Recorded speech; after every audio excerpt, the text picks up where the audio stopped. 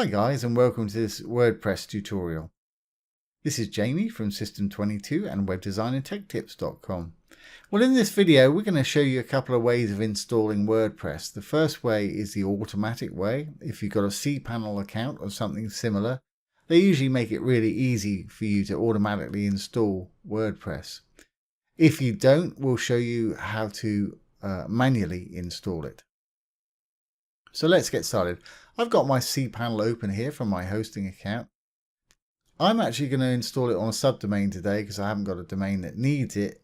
Usually you'd install it at your root domain name. So let's go down. And we'll keep rolling on down. And I've got what they call Softalicious Apps Installer here. And many cPanels have this or something very similar. And if you look here, there's the WordPress. You can also do Joomla, PrestaShop, and all kind of other things here. But today we're going to do the WordPress. So just simply click on the WordPress. And it tells you what version it is. And available space needed, just 37 megabytes, which is very small. And when you're ready, just hit the Install Now button. Now it's going to tell us what version we want. Protocol, whether we're HTTP or HTTPS. In this case, it's HTTPS. If you've got an SSL certificate, it'll be that also. Otherwise, it's just plain HTTP. And choose your domain. Well, this is the domain. If you just had the one domain, that's where it would be. Now, in the directory, it's just put a WP there. You can leave that as it is. And I'm just going to put mine in one called, we'll call this automatic. As we're doing it automatically. So it's going to create a directory in a subdomain of jamiehenry.com/22.com/automatic. Now you can give your site a name and a description. I'm not actually going to do that. And let's put a password in.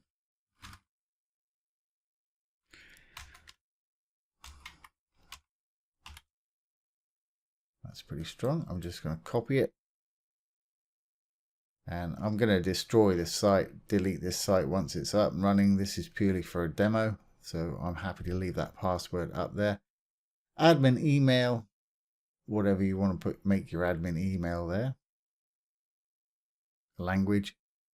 English, all these things I'm going to leave as default. You've got some advanced options here if you want to rename your database or your table prefix. By default, it usually gives it a table prefix of WP. It's a good idea to have something else there, like that's fine, B9, it's got something on the end, or call it XYZ or whatever you want to call it, doesn't matter. But if you just change it from the regular WP, that makes it a little harder to hack for people that like to hack sites there. Now you've got an option here to check these marks if you want it to auto upgrade your plugins and themes. I'm going to leave that fine. That's a nice little option though. So we're ready to go. So I'm just going to go down and hit the install button here. And it goes through its little process very quick. And as you can see, congratulations, the software was installed successfully. And if you click on your admin URL, which is basically the name of the domain where you've put it, and mine's in a subdomain called automatic, so it's the name of the domain /subdomain, then WP admin. That's how you always get into your site. So let's just check it out, make sure it's working. And there it is. We're in our brand new WordPress site. How easy was that? Okay, well let's do it a different way now.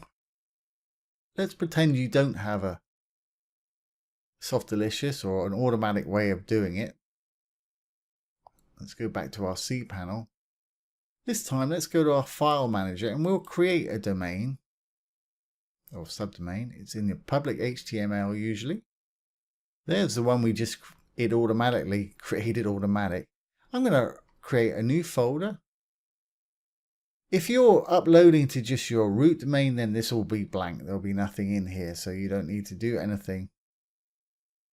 But I've got to put it in a subfolder, so I'm going to create a new folder. I'll create a folder called manual.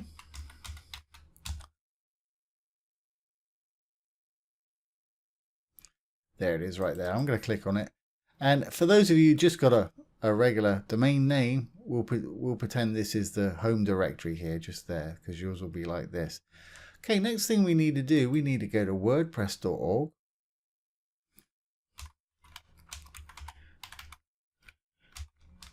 Not .com.org is the one you want. I'll put this URL below the video so you've got it.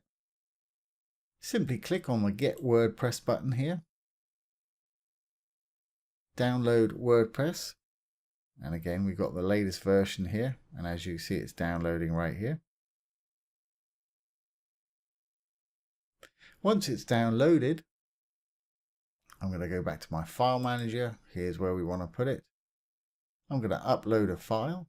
Hit the upload button. Drag the WordPress file here.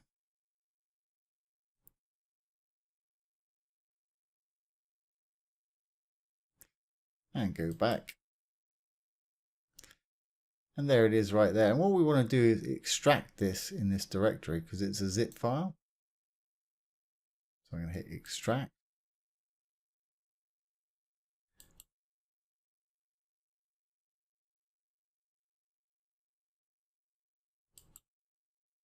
There we go, we've done it. I've closed that out. Let's refresh it.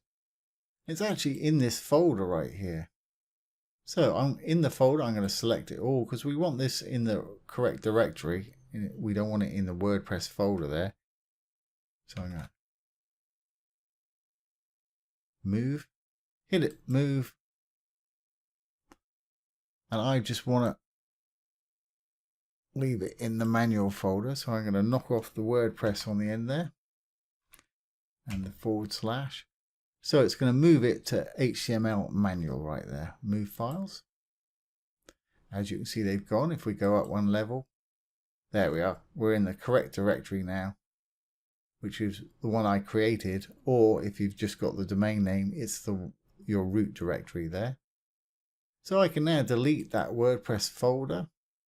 And I can also delete the WordPress zip file.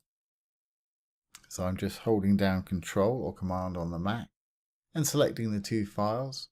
I'm going to go ahead and delete them. And I don't want to put them in the trash. I'll permanently delete them.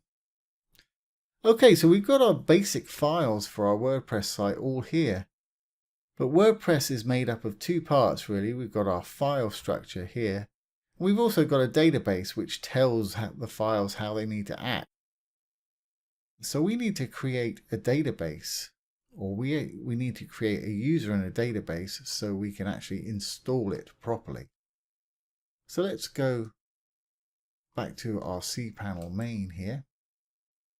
Let's go over to phpMyAdmin. Yours may not be here, but you will have a phpMyAdmin somewhere.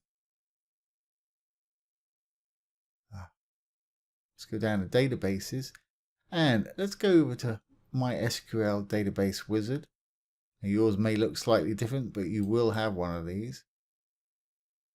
And what we want to do is create a new database. Remember what it's called. I'm going to call it manual. So it's going to be called JamieHenry_manual.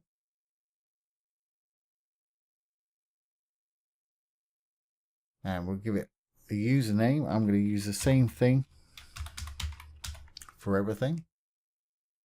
Password.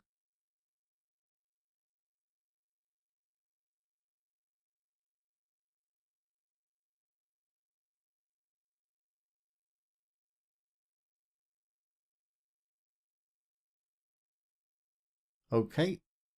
And we want to hit the create user button. And we want to give it all privileges. Hit the next step. That's it. We created the database and the user we want to use.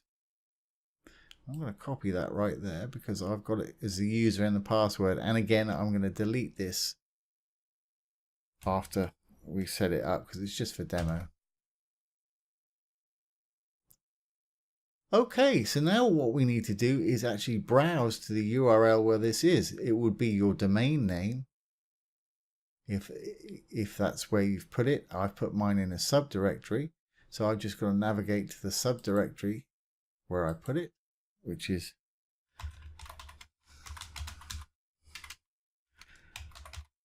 and it was called manual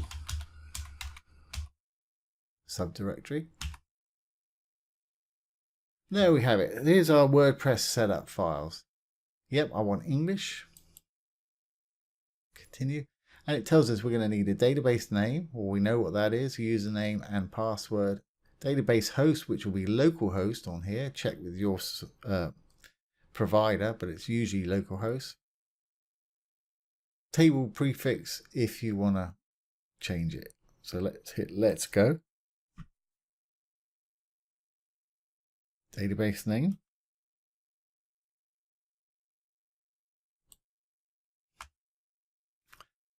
Paste that in there.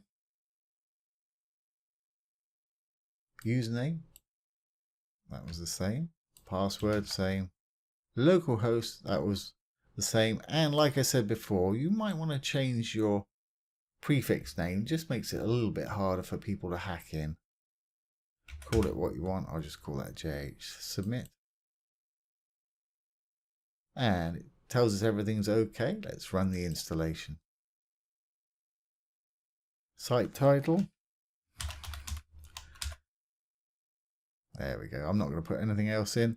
Now you need to copy this password or make up your own. I'm going to copy this password. I'm going to put it in a little notepad so I've got it over here. And the username. So you can either put one in there. Mine's already got one in there, so it's System22. Because you'll need these to log into the site there.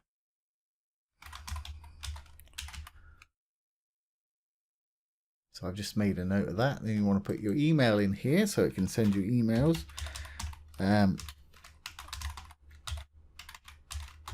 If you happen to forget your password, that's where it'll send it, etc. And information about posts and stuff like that. Leave that open unless you want search engines not to search your site, but usually I'd leave that unchecked like that. So we're ready. Let's install. Very quick. WordPress has been installed. Let's log in.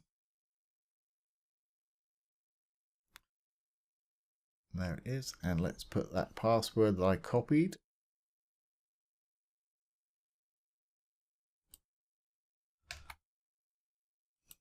And log in. There we go.